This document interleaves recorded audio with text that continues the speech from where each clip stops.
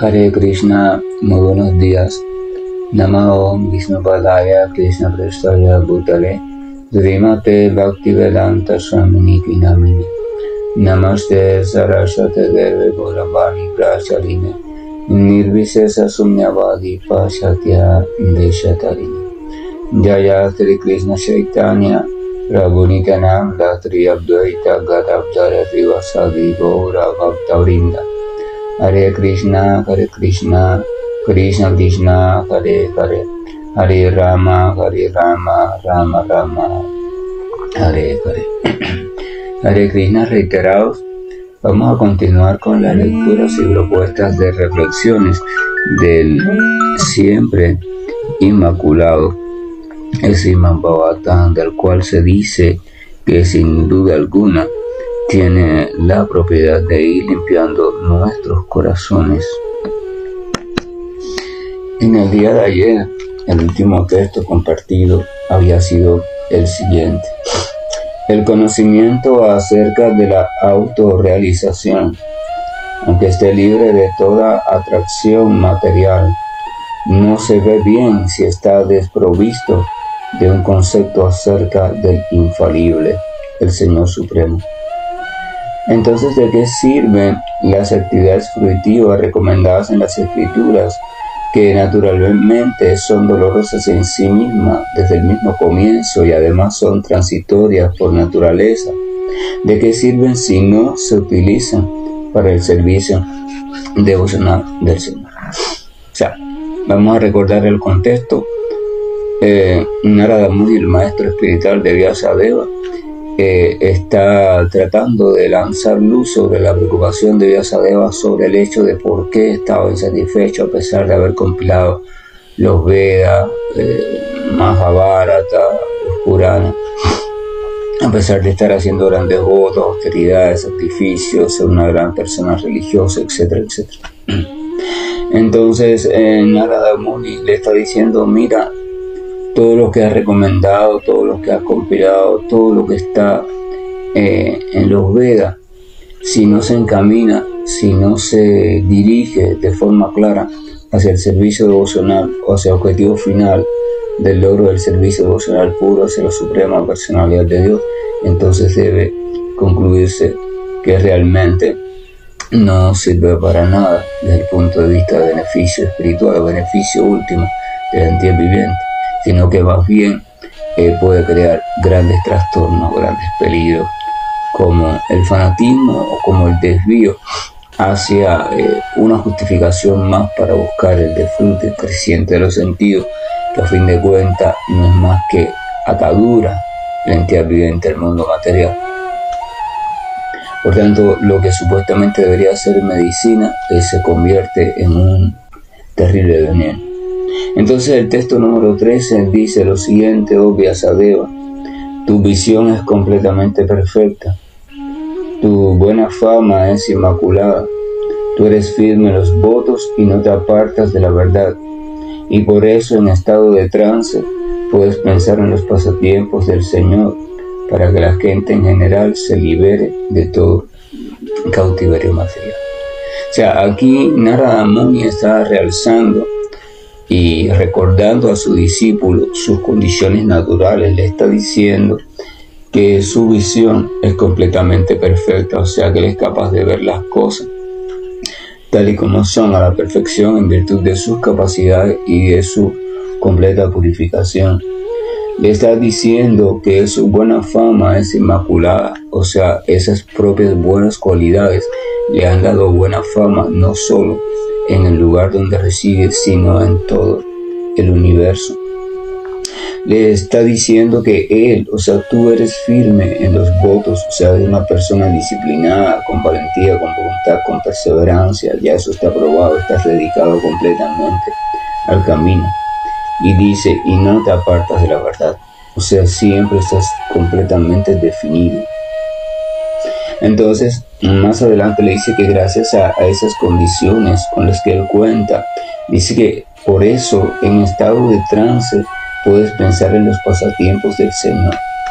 O sea, quiere decir que solo una persona que esté afianzada en el sendero de la realización espiritual, dedicada definidamente a ese sendero, una persona que sea autorregulada, sea capaz de cumplir perfectamente todos los votos que se ha propuesto, una persona que tenga la visión clara, o sea que su inteligencia esté completamente despierta y sea capaz de ver las cosas tal y como son, una persona que sea firme, que sea disciplinada, de la cual tengan todos buen criterio por su buen comportamiento, sus buenos valores. O sea, solo una persona ubicada de esa manera, en esas cualidades, es capaz entonces de, en estado de trance, de poder dirigir sus pensamientos hacia los pasatiempos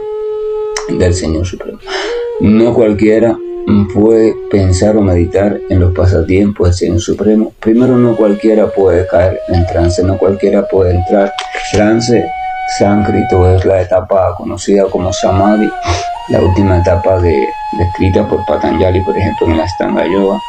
La finalidad de la Ashtanga Yoga es controlar la mente, controlar las impresiones mentales e incluso dejar de producir nuevas impresiones mentales para poder situarse por completo en el yo de manera estable, meditar en esa posición o en ese tipo de realización y después entonces llegar a situarse en Paramatma o en el super yo o el ser supremo, o sea, la presencia del Señor, que está ubicada siempre junto a la presencia del alma individual. Samadhi por sí mismo no es una situación virtuosa. Esto hay que tenerlo en cuenta y hay que terminar con esta confusión, porque todo el mundo, absolutamente todo el mundo, está confundido en este sentido. Por ejemplo, usted habla de meditación y todas las personas, o al menos los que han escuchado el tema, explican: no, la meditación, qué buena es lo mejor que hay, es muy provechosa, así que hay que practicar meditación. Usted habla de pranayama y todo el mundo dice: oh, los pranayamas, los ejercicios respiratorios, eso es lo mejor que hay, ayudan a calmar la mente, hay que practicar ejercicios respiratorios. Usted habla o escucha hablar de Samadhi y dice: oh, Samadhi es la gran etapa, el trance, caer en trance, esa es la perfección. Las personas cuando caen en trance son capaces de caer en ese estado de completa absorción, entonces ya esa es la perfección máxima, así que hay que intentar hacer todo lo posible por llegar al estado de Samadhi. Entonces ese tipo de pensamiento es el pensamiento generalizado común, porque esos términos y otros términos más, o estados o experiencias, se han idealizado desde un enfoque de la ignorancia. Esto significa que se ha confundido el estado con la naturaleza del estado. Lo que es beneficioso en sí mismo no es ninguno de esos estados ni ninguna de esas prácticas. Realmente ellas son completamente neutrales y simplemente describen estados psicológicos por los cuales la criatura va pasando en su intento de controlar todo aquello que le perturba desde el punto de vista material. O sea, son etapas progresivas. Pero lo importante no es la etapa en sí misma. La etapa no es más que una etapa. Todo el mundo va pasando por esa etapa. Lo importante es la situación en la cual esté colocada la etapa o la naturaleza que identifique a esa etapa. Por ejemplo, pranayama es un término que significa ejercicio que intentan controlar la respiración. Pero eso no dice nada, eso no dice que sea bueno ni que sea malo. Que sea favorable o no sea favorable va a depender del ejercicio en sí mismo y de la forma de práctica del practicante, así como de la guía o instrucción que el practicante tenga y sus cualidades personales. Un ejercicio, una práctica respiratoria que sea beneficioso para una persona y cause una progresiva calma de la mente, puede causar un progresivo aumento de la ansiedad en otra persona, porque sus condiciones, sus cualidades son completamente diferentes. Por tanto, ambos están practicando pranayama. De hecho, están practicando el mismo pranayama en específico. Sin embargo, es favorable para uno y para el otro es completamente desfavorable. Así que pranayama en sí mismo, o sea, esto de pensar, no practicar pranayama, eso en sí mismo, pensar que es favorable, eso es una estupidez. Eso es síntoma de ignorancia. Yo quiero que ustedes reflexionen en esto porque quiero que ustedes salgan de este tipo de pensamientos ignorantes y superficiales. Meditación. Oh no, la meditación, dhyana, la meditación, eso, que es perfecto, que es maravilloso. Meditar no es más que un estado también, un estado donde el estado de concentración, atención concentrada va a un nivel un poco más profundo, pero en sí mismo eso no significa que sea favorable o no favorable. Lo que lo hace favorable o no favorable es el contenido, la naturaleza de esa meditación. Esa es la cuestión. No se trata de la vasija. Meditación es simplemente el estado del escalón, la vasija. Se trata de la sustancia. Se trata del objeto de meditación, se trata de la naturaleza de ese objeto de meditación. Por lo tanto, la afirmación de la meditación es necesaria, es buena, es perfecta, hay que aprender a meditar, vamos a meditar. Es una frase completamente ignorante. O sea, las personas inteligentes se ocupan de la sustancia y no de la vasija. No se trata de la meditación, sino en qué es lo que es favorable realmente meditar y en qué es lo que no es favorable meditar, e incluso qué modalidad o qué forma es más fácil para mí para acceder a un estado meditativo y qué forma le es más fácil para otra persona. Eso también es una cuestión de análisis. Y lo mismo pasa con samadhi o trance.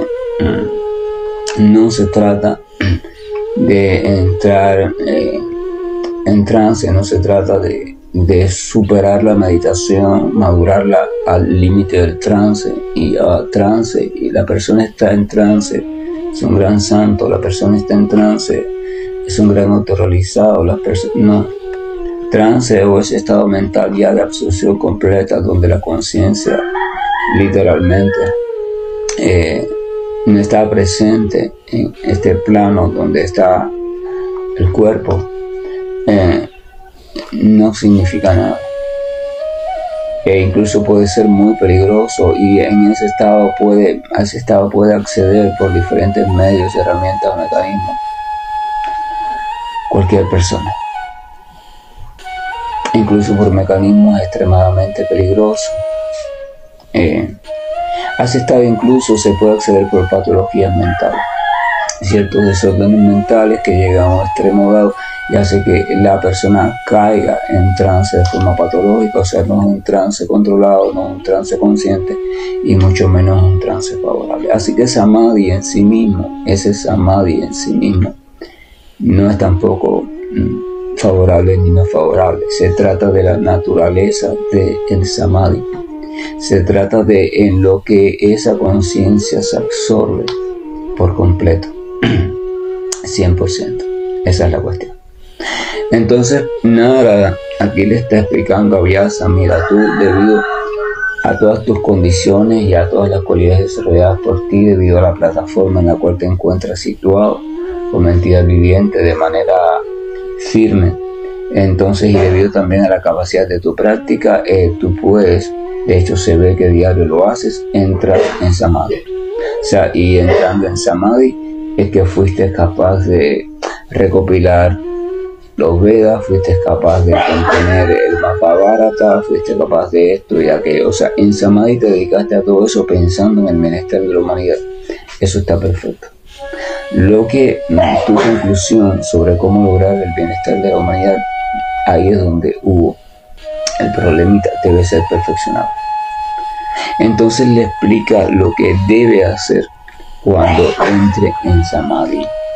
Dice: tú eres firme en los votos y no te apartas de la verdad, y por eso en estado de trance puedes pensar en los pasatiempos del Señor. O sea, dedica tu meditación a los pasatiempos del Señor para que cuando la meditación madure y entres en samadhi, entres en trance, estés absorto por completo en dichos pasatiempos y entonces puedas que puedas lograr el beneficio de la gente en general. ¿Cuál es este beneficio? Que la gente se libere de todo el cautiverio material.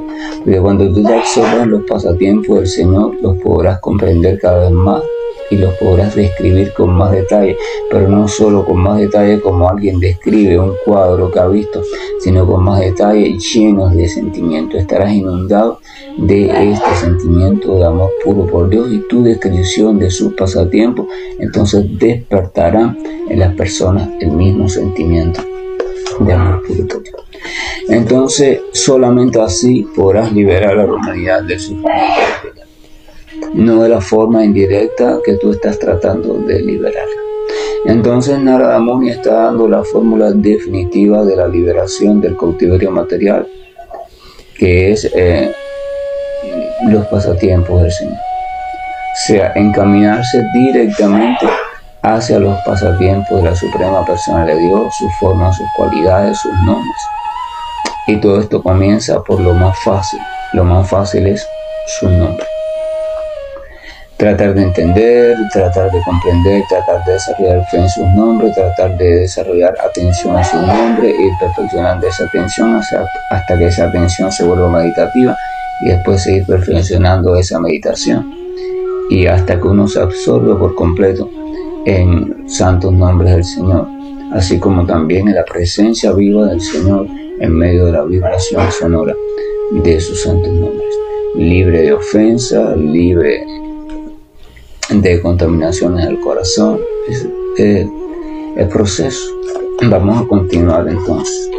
En el texto número 14, Vyasa continúa diciendo: todo lo que quieras describir que sea de una visión que sea parte del Señor, simplemente reacciona con diferentes formas, nombres y resultados, de manera tal que agita la mente, tal como el viento agita un bote que no tiene un lugar donde apoyarse. Mira Vyasa, o sea, le continúa diciendo Narada: Vyasa, todo lo que tú describas y todo lo que expliques a la humanidad en general, si no está directamente relacionado con el Señor, sus pasatiempos, fama, gloria, nombre, cualidades, características, moral, etc., e inundado del sentimiento de amor por Dios, entonces debes saber que todo lo que escriba, por muy elevado que sea, lo único que va a hacer es causar ciertas reacciones en la mente del que escuche o del que lee. Vamos a recordar que el plano de existencia material está dominado por las tres modalidades: ignorancia, pasión y bondad impura. Entonces, esto quiere decir que esas tres modalidades no son más que tres tendencias generales que a la vez tienen determinados detalles que se ramifican ellas mismas, creando la complejidad de la existencia material guiada por la ley de causa y efecto, o la famosa ley del karma. O sea, quiere decir que todo lo que sucede acá en el plano de conciencia material, lo que usted llama su vida cotidiana, tanto a nivel físico como a nivel mental, todas sus reacciones no es más que una cadena de causa o efecto de orden burdo o de orden sutil.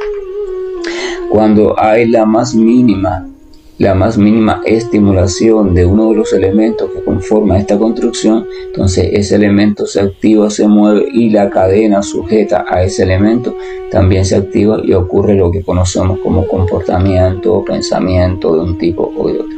Todo eso dirigido o en función o en virtud del ego falso y de las tres modalidades de la naturaleza, y ocurriendo en el transcurso del tiempo, que es la forma del Señor en este mundo material que lo controla todo. Nada sucede fuera del tiempo en este mundo material, ni nada trasciende ni se puede liberar del tiempo en este mundo material.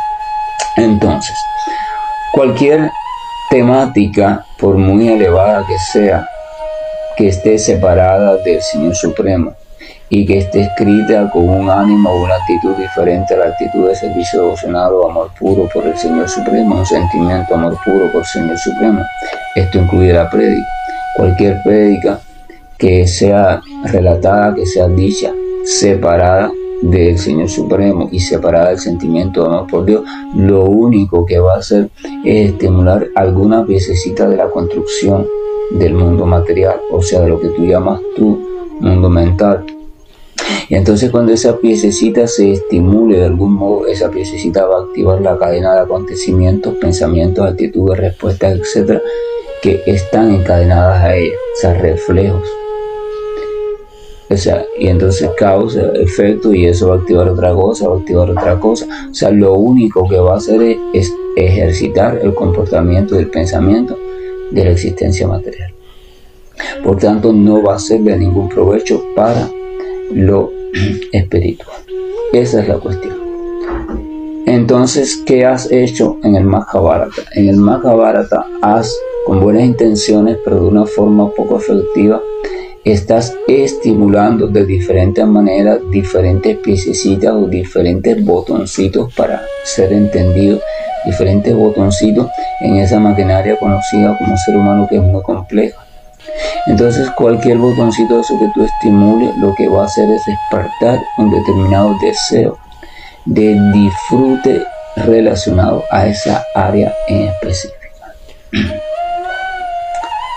Entonces tienes que recapacitar en esto. Tienes que recapacitar en esto y cuando entres en Samadhi, cuando utilices tu capacidad de poder entrar en Samadhi, entonces debes hacerlo ahora desde una dirección diferente. Debes entrar en Samadhi absorbiéndote completamente en la meditación sobre la suprema personalidad de Dios. Más que en la meditación sobre el sufrimiento humano, sobre eso, sobre aquello, en la suprema personalidad de Dios, para que entonces todo lo que tú narres sea directamente la propia personalidad de Dios hecha sonido, hecha letras, hecha escritura. O sea, la personalidad de Dios en forma literaria. Entonces solo así podrá la humanidad escuchar algo, leer algo debidamente, si lo hace en el proceso adecuado, que no estimule ningún botoncito de la existencia material, sino que estimule su potencia espiritual. Esa es la única forma que hay de ayudar verdaderamente a la humanidad. Entonces dice el texto número 15. Aquí en el texto 14, al final del texto 14, algo interesante, porque cuando dice todo lo que quieras describir que sea de una visión, que sea parte del Señor, eso simplemente reacciona con diferentes formas, nombres y resultados, de manera de agitar la mente, tal como el viento agita un bote que no tiene un lugar donde apoyarse, ¿verdad? Ese lugar donde apoyarse es la personalidad de Dios. Cuando uno no está bien anclado a la suprema personalidad de Dios, entonces hay cosas, incluso lo más mínimo, agita la mente de la persona. Claro que uno podría pensar, bueno, pero yo he logrado un estado de tranquilidad mental, un estado de donde ya no me identifico con nada, entonces ya nada agita mi mente, ya nada me perturba, y aún así no estoy situado en la personalidad de Dios porque no creo en ella, yo estoy simplemente situado en el ser. Evidentemente eso es un argumento lógico que muchas personas lo plantean, pero si usted observa la vida de esas personas o simplemente va a la literatura histórica a buscar personas que hicieron lo mismo, incluso de un modo completamente perfecto, o sea, grande show y místico, usted se va a dar cuenta que siempre se va a encontrar que va a llegar un momento determinado en que esa persona, bajo una condición específica, va a ser estimulada y por tanto su mente va a comenzar de nuevo a perturbarse. Pero vamos a suponer que incluso la persona llegó a una perfección tal de autorregulación que su mente no se perturba con absolutamente nada porque sus sentidos están completamente recogidos, por tanto ella no percibe nada de los estímulos del mundo material, ni tampoco percibe nada de los estímulos de la antigua mente. O sea, sus sentidos están completamente absorbidos en el ser, por tanto no hay percepción de ningún tipo. Pero vamos a suponer que usted se encuentra con esa persona, la más perfecta, está situada en ese estado perfecto. Va a llegar un tiempo, o sea, el propio transcurso del tiempo va a llevar a la creación hacia el momento de la disolución, la cual es necesaria y la cual es inevitable. En ese momento de la disolución, Sankarsana, una de las 4 expansiones del Señor en su estado original, va a ocuparse del asunto. Entonces este Sankarsana nos explica, comienza a provocar un despertar de un cierto fuego, de una cierta temperatura muy intensa, o sea, la energía aumenta mucho y la situación se hace insoportable en todos los universos materiales. Entonces ahí entra en juego, se activa ya, o sea, por decirlo así, recibe permiso para actuar completamente la modalidad de la ignorancia en su totalidad, administrada por el señor Shiva, también con la finalidad de diluir, terminar todo. Entonces se explica que en esos momentos de la disolución, y esto se puede explicar porque ya esa disolución ha ocurrido desde eternamente, la creación es un ciclo, creación, manutención, disolución.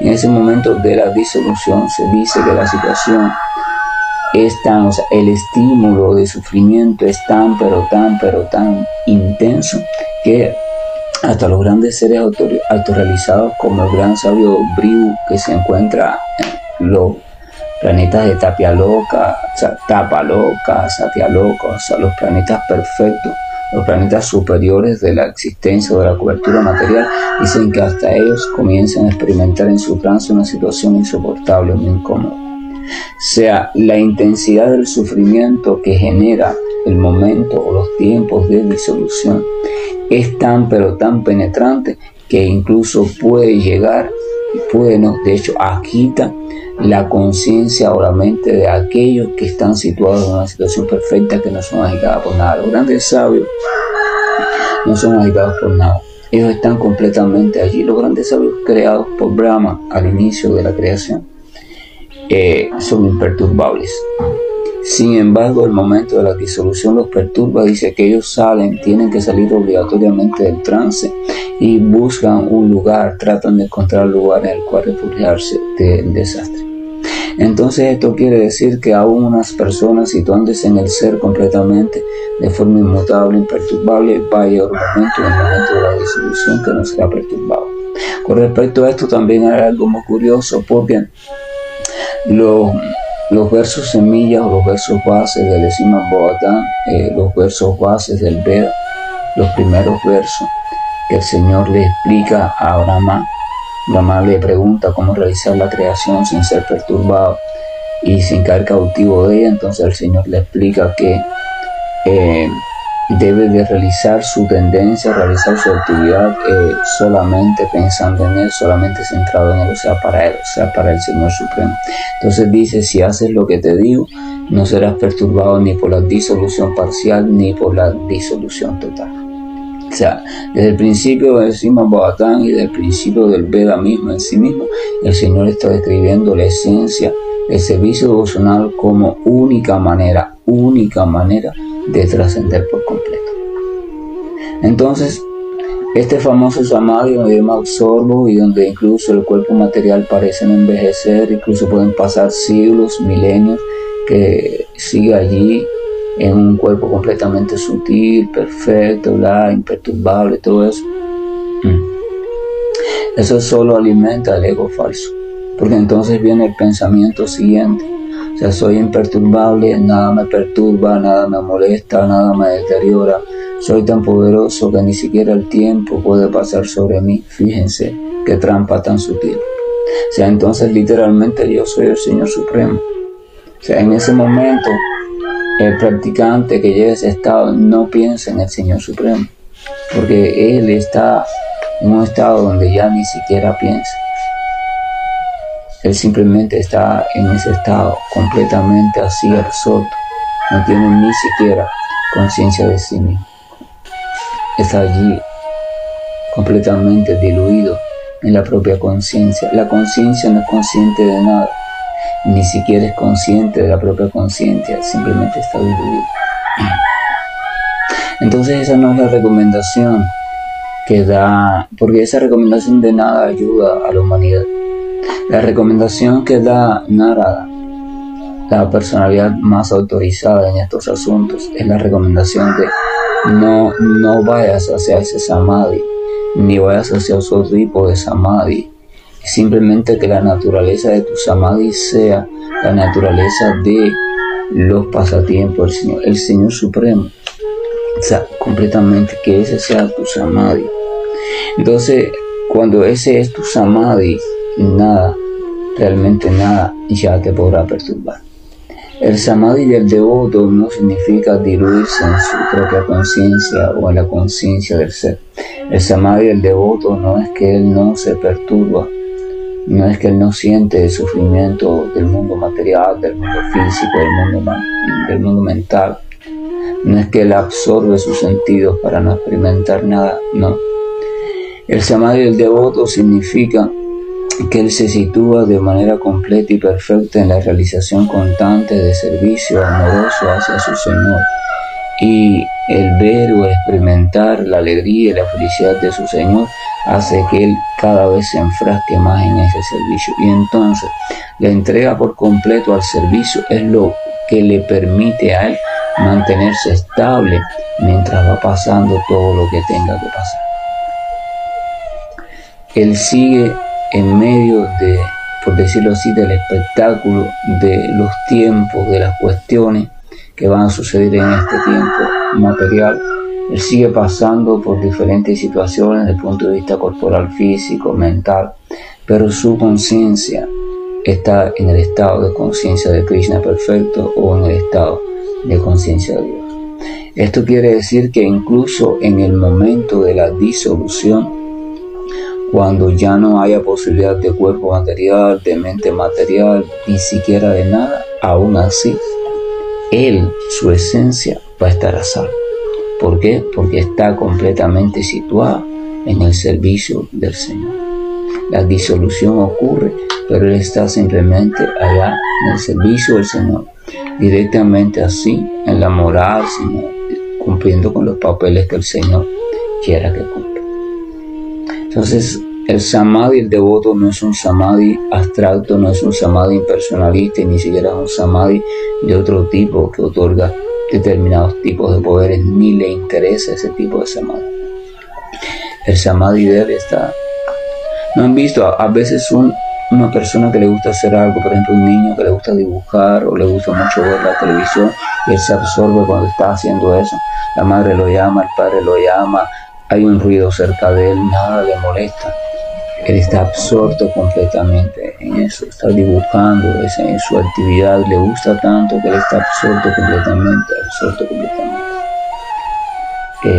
Entonces el devoto le pasa eso mismo en su estado puro, él está absorto completamente en la ayuda y la participación de los pasatiempos del Señor. Los pasatiempos del Señor no son más que actividades que están colmadas de placer tanto para el Señor como para el que está realizando esa actividad favorable al Señor. Pero este que la está realizando, la realiza para el Señor, que no la realiza para su placer, sino para otorgar cada vez más placer al Señor, para ver al Señor cada vez más feliz. Como le dice el Señor es ilimitada, entonces su actividad devocional es ilimitada, porque siempre puede hacerlo un poco más feliz, siempre. Entonces el servicio devocional es interminable. Esto es importante. Todo en este mundo material tiene un límite, todo en este mundo material tiene un final, todo absolutamente tiene un final, pero sin embargo el servicio devocional es eterno porque no tiene límite, porque su finalidad es complacer al Señor, es obtener la visión, la experiencia de que el Señor es un poco más feliz, más dulce, más pleno. Y por tanto, como el Señor puede ser más feliz, dulce y pleno de forma ilimitada, entonces usted siempre va a tener una motivación para seguir haciendo actividades que lo pongan más feliz, y esta lo pone más feliz, y aquella más feliz, y eso es sin límite. Así que siempre va a haber oportunidad de seguir haciendo servicio devocional. Eso es simplemente para reflexionar. Es la perfección. No estoy defendiendo, repito, no estoy defendiendo un sendero, no estoy defendiendo que si Bhakti Yoga, que si no sé qué yoga, que si no sé qué filosofía, que si no estoy defendiendo nada de eso. Estoy defendiendo simplemente la actividad natural y original de la entidad viviente. No me interesa si usted la comprende en sánscrito, en español o en inglés, y las lenguas no me interesan. Eso se lo dejo a los lingüistas, a las personas que se entretienen en esas cosas, los términos, que este idioma que es superior al otro y todas esas cosas. A mí no me interesa nada de eso. Me interesa que tú comprendas la esencia fundamental. La esencia fundamental es esta, que solo la actividad de servicio amoroso, es la única actividad de tipo perfecto que encaja perfectamente y armoniosamente con la entidad viviente espiritual.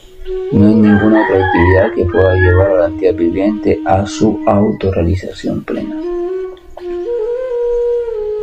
Y esta actividad de servicio amoroso es una ciencia espiritual o trascendental, y como ciencia espiritual o trascendental que no pertenece a este mundo, entonces debe de ser aprendida. No hay ningún conocimiento en este mundo que pueda transmitirla, debe ser aprendida de la forma adecuada. La metodología está descrita, las grandes almas han cuidado de ella, la han transmitido, la han perfeccionado según tiempo, espacio, lugar y persona. Entonces debemos comprender también eso. Pero primero debemos reflexionar qué en sí es servicio devocional.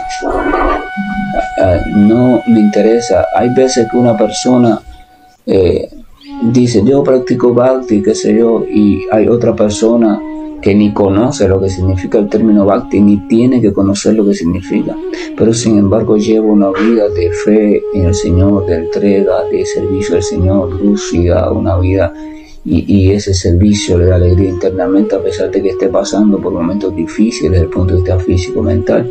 Ya se sustenta en la alegría que le proporciona el dar placer al Señor.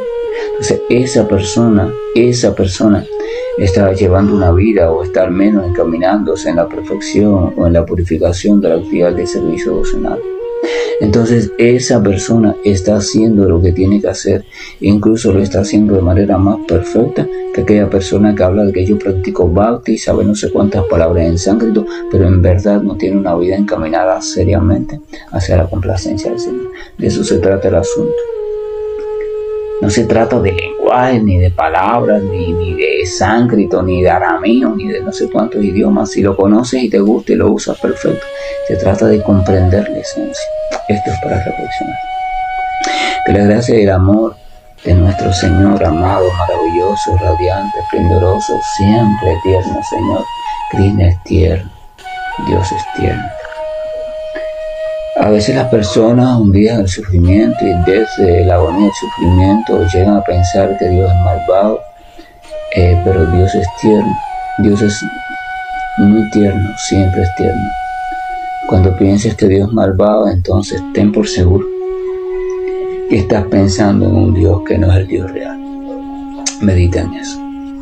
Hare Krishna, buen día. Estoy finalizando la llamada. Krishna Krishna Hare Hare Hare Rama Hare Rama Rama Rama Hare Hare Hare Krishna Hare Krishna Krishna Krishna Hare Hare Rama, Hare Rama, Rama Rama, Hare Hare, Hare